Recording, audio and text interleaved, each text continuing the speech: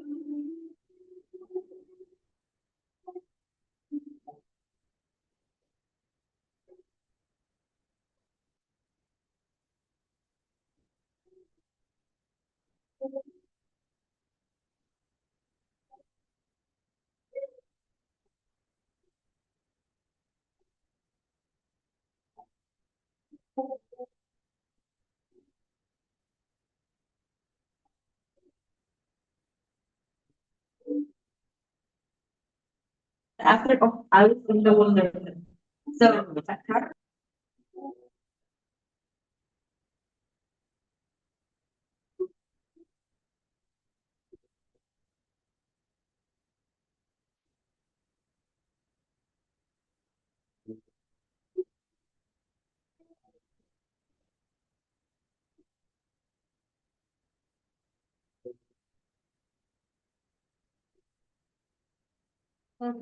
Жақсы, рахмет. Енді бейнероликтен не байқадыңыздар, қандай мағлұмат алдыңыздар, ой бөлісіп пікір алмасамыз, бүгінгі жаңа сабақтың тақырыбын ашамыз. Бейнеролик көру арқылы. Кәне, ойланамыз.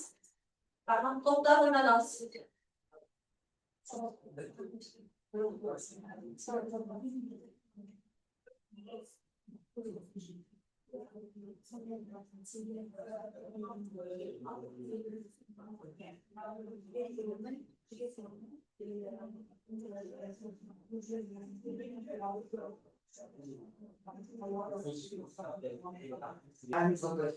Жақсы, сіздер отырар. Бірінші топ. Біз бұл видеода жібек құттарының өсуін және жібек құттарынан жібек матасының алыну жолдарын көрдік. Және де осыған байланысты біз өтетін тақырыбымыз ұлы жібек жолына байланысты болады деп ойлаймыз. Ұлы жібек жолына байланысты. Жақсы. Ұлы жібек жолы туралы қызықты 5 мәліметтен айтасыздар. Жақсы ма? Оның ішінде жаңағы ұлы жібек жолының Қазақстан арқылы өткен қалаларды атап кетіңіздер. Ұлы жібек жолының қайда болуын, ұлы жібек жолы қай мемлекеттен бастау алды, түсінікті ма?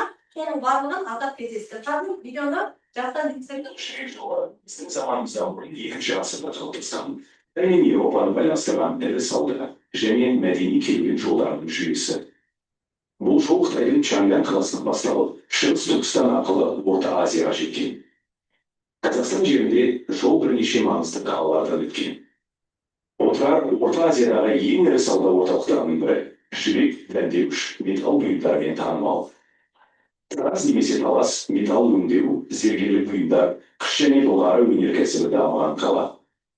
Испиджан қазіргі Сайрам, жібек пен маталардың саудасы, қолөнер және тұрмыстық заттардың орталығы. Сауран, жібек, фарфор, асылтастар, дәндеуіштер арқылы шағалы саудада маңызды рөл атқарған. Ясы қазіргі Түркістан буддизм мен ислам мәдениетінің кітап жазу және ғылым орталығы.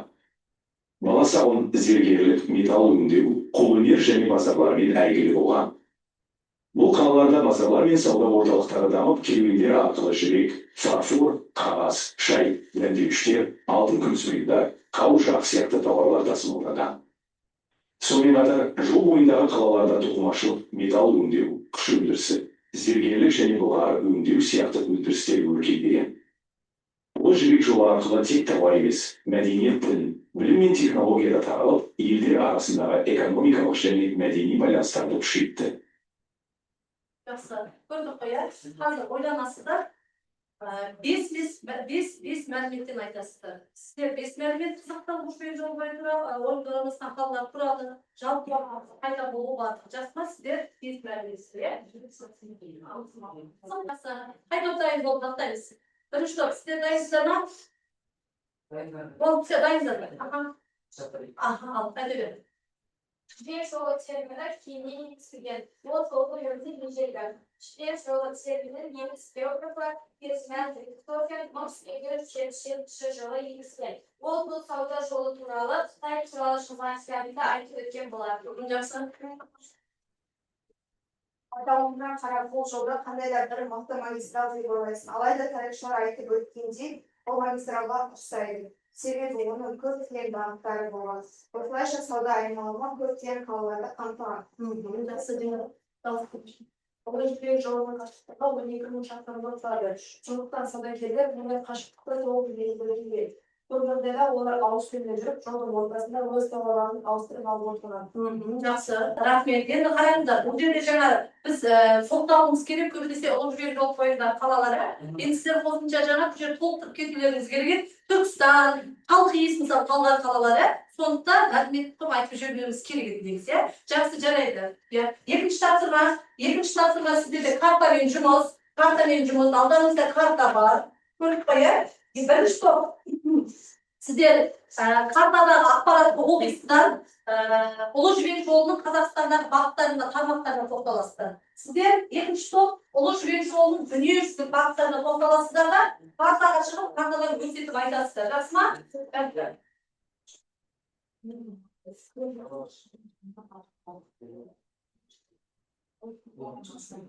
Ең алғашында Ұлы жібек жолы шығыстан бастау алған Қазақстанға жеткізілсе, ол Қытайдың Шаңған қаласынан басталып, осы Алмалы жағынан кірген болады.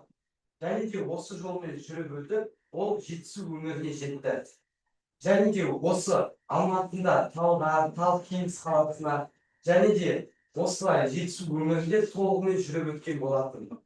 Осыған байланысты Ұлы жібек жолы үлкен ағаш сияқты тамыры жайқалып, Қазақстанда да толығымен қалаларды қамтыған болатын. Және де Ұлы жібек жолы тек қана сауданың ғана емес, мәдениет, ғылым, білім және дінді тасыған болатын. Жақсы. Динара, Қазақстандағы негізгі қалалар, мен аймақтар маңызды тораптар ретінде танылған. Мысалға Шелек, Жетісу. Бұл жерде тауар алмасу және демалыс орталығы болған. Түркістан діни және мәдени орталық болған. Ал Тараз сауда және саяси маңызды қала болған. Керуендер осы қаладағы сарайларда демалып, сауда жасаған. Жолдың солтүстік батыс бөлігінен Маңғыстау мен Ақтау арқылы Еуропаға шығуға Ұлы жібек жолының Қазақстанға рөлі өте зор болған. Оның рөлі болған. Оның арқасында тек сауда ғана емес, экономика мен мәдениет тілінде ғылым да дамыған болады. Егер Ұлы жібек жолы Қазақстанда болмаған болатын болса, егер болмай ол Қазақстанда жүрмеген болатын болса, онда біздің мәдениетіміз, экономикамыз, біліміміз, ғылымымыз дамымай қалады. Рахмет, жақсы.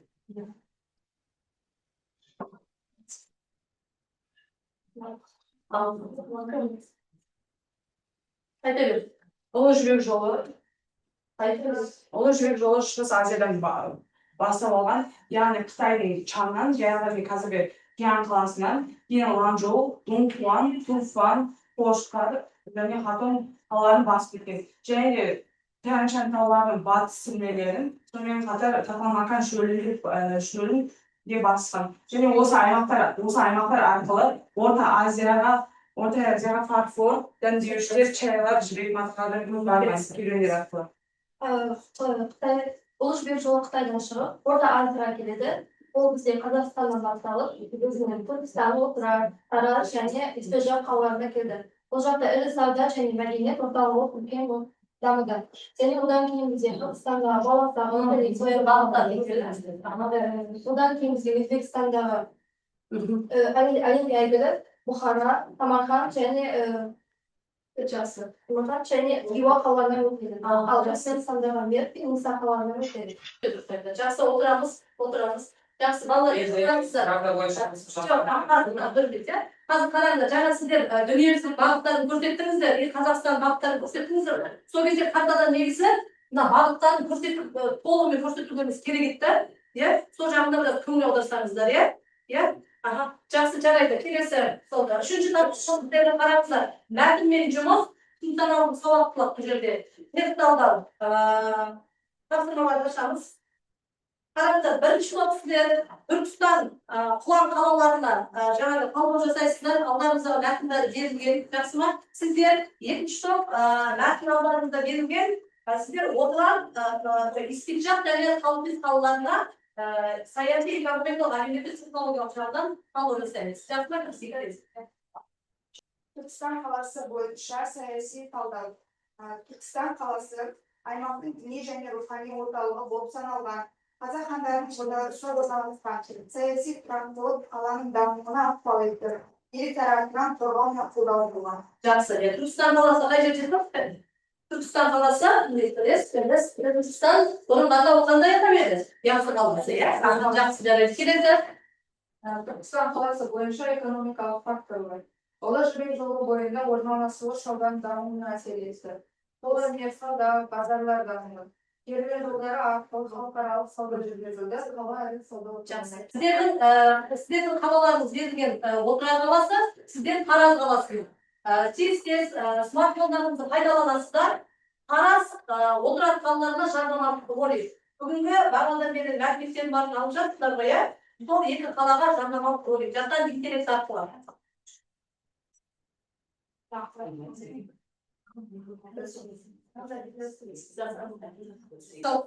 Жерде жеке жұмыс, балалар, егер ұлы жібек жолы болмағанда Қазақстан қалалары дамымайды дейді. Ойланамыз. Енді осыны Фокс формуласынан алып қайтесіздер, айтасыздар. Бұл жерде жеке айтасыздар. Түсінікті ма? Түсініп кетті. Мен бағымда алып жатырмыз ұлы жібек жолы туралы, иә? Дайындарыңыздар, онда кетіңіз. Алып жақсы айта ғой. Өз ойларыңыз енді айтыңыздар. Менікі позиция, Фокс формуласына позиция. Менің ойымша, егер ұлы жібек жолы болмағанда Қазақстан қалалары мұндай деңгейде қарқынды дамымас еді. Себебі ұлы жібек жолы қалалардың экономикалық, мәдени және саяси тұрғыдан өсуіне тікелей әсер еткен. Жарайды, жақсы. Әр тапсырмадан өздеріңіз бағалау оқырмыздарыңыз керек. Қазір қорытынды бағаларыңыз айтасыздар, иә?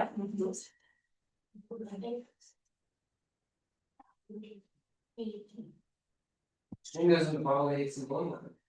Дайынсың жоқ кетті. Жақсы айтамыз, жақсы. Сабақ туралы ойын қандай болды? Менің осы бүгін ұлы жібек жолы туралы сабақта түсінген заттар өте көп. Алған деректерімде өте көп. Мен ұлы жібек жолы қай жерден басталып, Қазақстанның қай қаласын басып, дүниежүзілік бағытта қай бағытта бар, қай бағыттан басталып, қай бағыттан өткенін көрдім. Қай қалалар ең маңызды нүктелер екенін де көрдім, қай қалалардың маңызы қандай екенін де көрдім. Бірақ та алайда менің қазіргі өзім қатты белсенді танытқан тапсырмаларда мен ұлы жібек жолындағы қалалар туралы айта кеттім. Және де Түркістан мен Құлан қаласының технологиялық факторларын кітапта тауып оқып түсіндім. Алайда қалған жеке тапсырмаларда мен өзімді қатты белсенді көрсете алмадым деп ойлаймын. Себебі мен өз ойымды дұрыстап жеткізе алмадым ол жерде. Жақсы, қорытынды.